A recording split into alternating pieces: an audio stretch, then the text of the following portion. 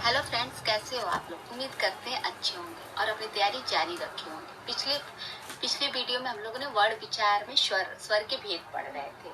हम लोगों ने पढ़ा था कि मात्रा या उच्चारण में लगने वाले समय के आधार पर स्वर 3 भेद होते हैं। कौन कौन से? ह्रस्व स्वर, दीर्घ स्वर, प्लुत स्वर।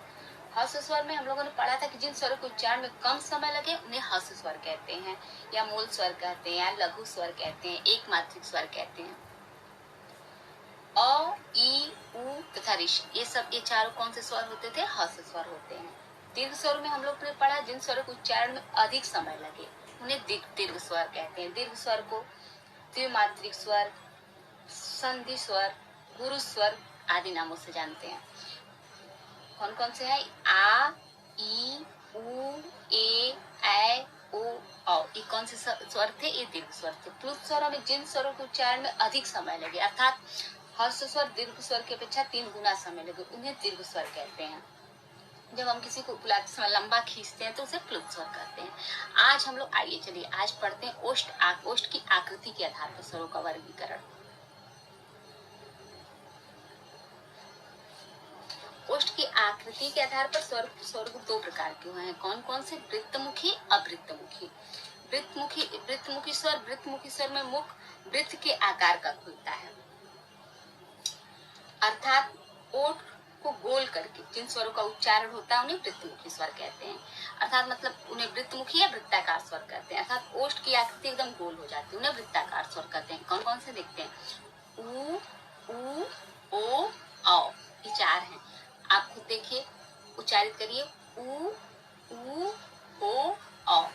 इनको उच्चारित करने में ओठ की आकृति गोल हो जाती है। इन्हें क्या कहते हैं? इन्हें वृत्तमुखी या वृत्ताकार स्वर कहते हैं।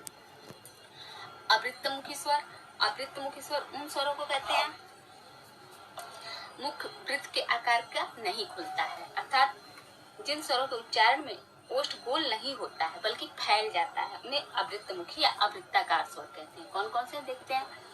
अ, आ, ई, ऋषि, ए, इस 7 इनको देखिए, एक बार उच्चारित करिए। अ, आ, ई, ऋषि, ए। इसमें मुंह उच्चारित करने में ओठ वृत्ताकार नहीं होता है, तो इन्हें अवृत्तमुखी या अवृत्ताकार स्वर कहते हैं। आ, जो अगर हम डॉक्टर लिखते हैं तो ऊपर जो आ चंद्रबिंदु लगाते हैं उस पे जो इसको इस तरह लिखते हैं, बल्कि चंद्रबिंदु लगाते समय बिंदु नहीं लिखते हैं। इसे आगत स्वर, विदेशी स्वर कहते हैं।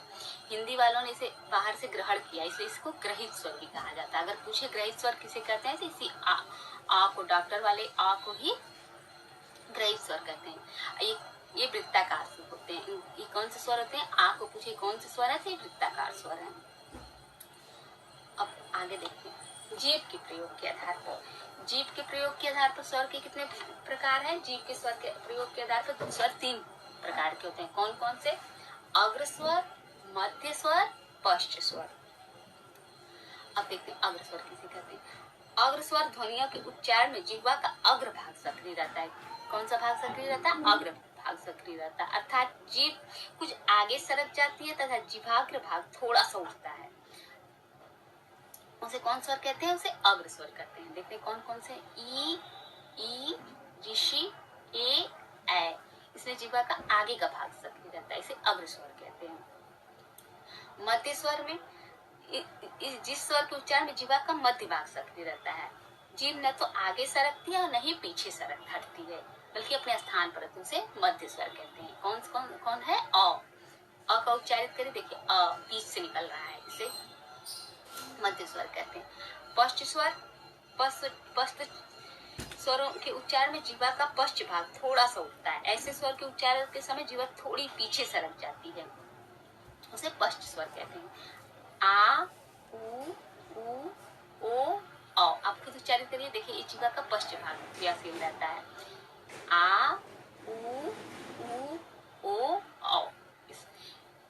संख्या में 5। आइए इसको याद करने की एक छोटी सी ट्रिक है, उसको देखते हैं। जो 3 जैसा बना है उसको सबसे नीचे पश्च स्वर में हम लोग लिख देंगे। आ, उ, ओ, औ। ये 3 जैसे सारे हैं और पश्च स्वर में। मध्य स्वर अ, ये तो समझ में आ ही रहा है। इसको उच्चारित करके देखिए अ मध्य भाग क्रिया सीधे से अ मध्य स्वर में लिख देंगे, बाकी जो 3 जैसे सारे बने उसको हम लोग पष्ट स्वर में लिख देंगे।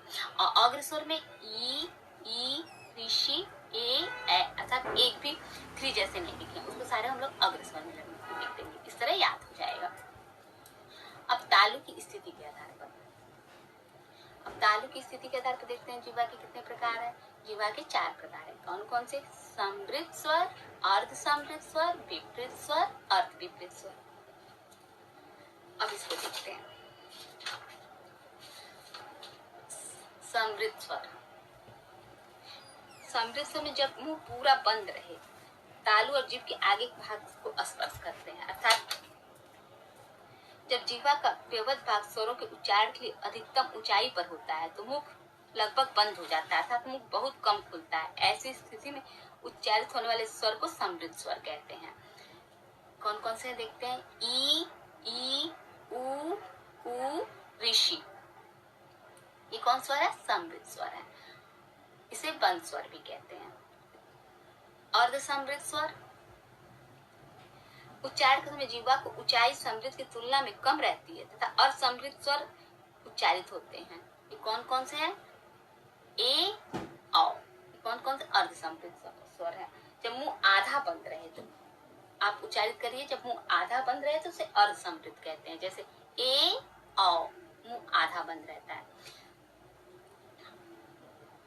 अब विपरीत स्वर, आइए विपरीत स्वर देखते हैं। विपरीत स्वर जब मुंह, तालु और जीभ तीनों स्पर्श पूरा खुला रहे उसे विपरीत स्वर कहते हैं। जब मुंह सर्वाधिक खुला होता है, जब विपरीत स्वर का उच्चारण होता है, स्वरों जब मुंह सर्वाधिक खुला होता है तब विपरीत स्वर का उच्चारण होता है। इसे निम्न स्वर भी कहते हैं। इसका संख्या क्या? आ। आप उच्चारित करिए, देखिए मुंह पूरा खुला रहेगा। आ, देखिए आप खुद उच्चारित करिए, मुंह पूरा खुला रहता है। इसे कौन सा स्वर कहते हैं? इसे विपरीत स्वर कहते हैं। अर्ध विपरीत स्वर, जब मुंह आधा खुला रहे वहां अर्ध विपरीत स्वर हो, जब मुंह आधा खुला रहे।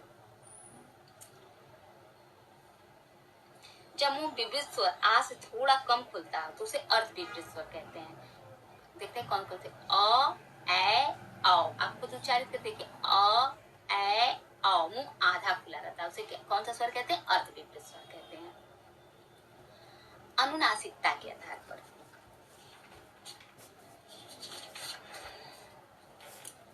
अनुनासिकता के आधार पर स्वरों का वर्गीकरण 2 प्रकार से है। कौन कौन से? या प्रकृति अनुनासिक, इसे प्रकृति अगर पूछे प्रकृति या स्वभाव के आधार पर तो भी हम लोग यही लिखेंगे। कौन कौन से? अनुनासिक स्वर और अनुनासिक स्वर। अनुनासिक स्वर, अनुनासिक स्वर को निरनुनासिक स्वर भी कहते हैं। जिन स्वरों के उच्चारण में हवा नाक से नहीं अपितु केवल मुख से निकलती है तो उन्हें अनुनासिक स्वर कहते हैं। ये सारे स्वर जितने हैं अ, आ, ई, सब अनुनासिक स्वर होते हैं। और देखते हैं अनुनासिक स्वर। अनुनासिक स्वर को सानुनासिक स्वर भी कहते हैं। जिन स्वरों के उच्चारण में वायु मुख के साथ साथ नासिका से भी निकलती हो उन्हें हम अनुनासिक स्वर कहते हैं। आ सभी स्वरों पर अगर हम लोग चंद्र बिंदु लगा देते हैं तो अनुनासिक स्वर हो जाते हैं।